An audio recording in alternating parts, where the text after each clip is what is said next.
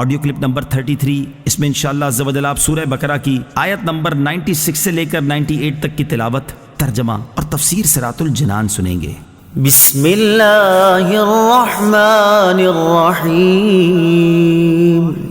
ترجمہ، اللہ کے نام سے شروع جو نہایت مہربان رحمت والا ہے۔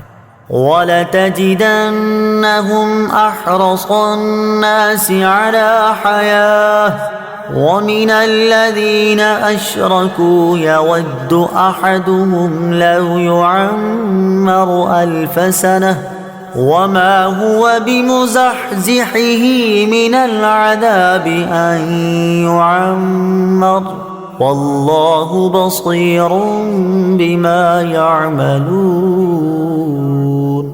ترجمہ، اور بے شک تم ضرور انہیں پاؤ گے کہ سب لوگوں سے زیادہ جینے کی ہوس رکھتے ہیں، اور مشرکوں میں سے ایک گروہ تمنا کرتا ہے کہ کاش اسے 1000 سال کی زندگی دے دی جائے، حالانکہ اتنی عمر کا دیا جانا بھی اسے عذاب سے دور نہ کر سکے گا، اور اللہ ان کے تمام اعمال کو خوب دیکھ رہا ہے۔ احرص الناس علی حیاہ، لوگوں میں سب سے زیادہ جینے کی ہوس رکھتے ہیں۔ تفسیر صراط الجنان میں ہے، مشرکین کا ایک گروہ مجوسی ہے، آپس میں سلام کے موقع پر کہتے ہیں زہ 1000 سال یعنی 1000 برس جیو۔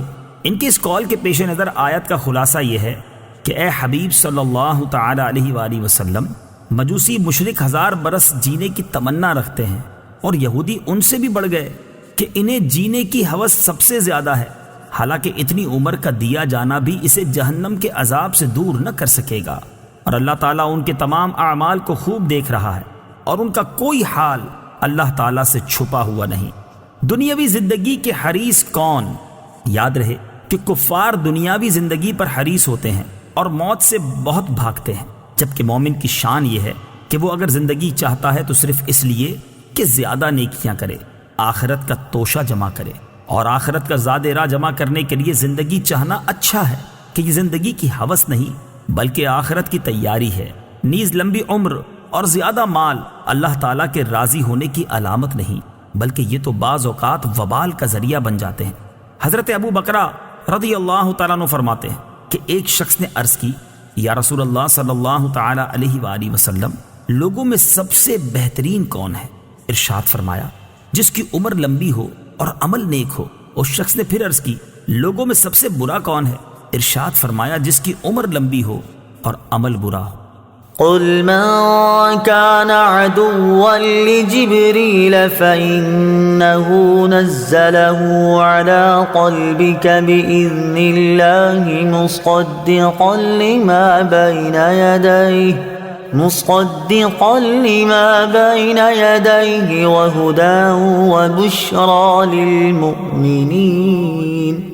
ترجمہ، اے محبوب تم فرما دو، جو کوئی جبرائیل کا دشمن ہو تو ہو، پس بے شک اس نے تو تمہارے دل پر اللہ کے حکم سے یہ اتارا ہے، جو اپنے سے پہلے موجود کتابوں کی تصدیق فرمانے والا ہے، اور ایمان والوں کے لیے ہدایت اور بشارت ہے۔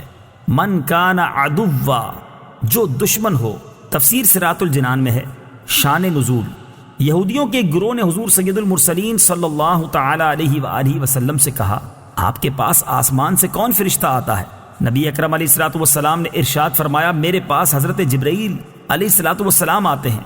ابن سوریہ یہودی پیشوا نے کہا، وہ ہمارا دشمن ہے، عذاب، شدت اور زمین میں دھسانا وہی اتارتا ہے، اور پہلے بھی کئی مرتبہ ہم سے دشمنی کر چکا ہے۔ اگر آپ صلی اللہ تعالی علیہ وسلم کے پاس حضرت میکائیل آتے تو ہم آپ صلی اللہ تعالی علیہ وسلم پر ایمان لے آتے۔ یہودیوں کی یہ بات سراسر جہالت تھی، کیونکہ حضرت جبرائیل علیہ الصلوۃ والسلام تو جو چیز بھی لائے وہ اللہ تعالیٰ کے حکم سے تھی، تو حقیقت میں یہ اللہ تعالیٰ سے دشمنی تھی۔ بلکہ اگر یہودی انصاف کرتے تو حضرت جبریل امین علیہ الصلوۃ والسلام سے محبت کرتے اور ان کے شکر گزار ہوتے کہ وہ ایسی کتاب لائے جس سے ان کی کتابوں کی تصدیق ہوتی ہے۔ من كان عدوا لله وملائكته ورسله وجبريل وميكال فإن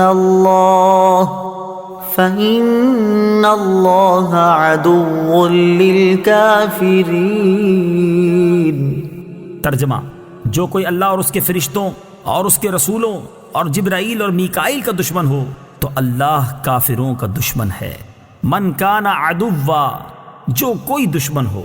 تفسیر صراط الجنان میں ہے، اس سے معلوم ہوا کہ انبیاء کرام علیہ الصلوۃ والسلام اور فرشتوں سے دشمنی کفر اور غضب الہی کا سبب ہے، اور محبوبان حق سے دشمنی خدا عز و جل سے دشمنی کرنا ہے۔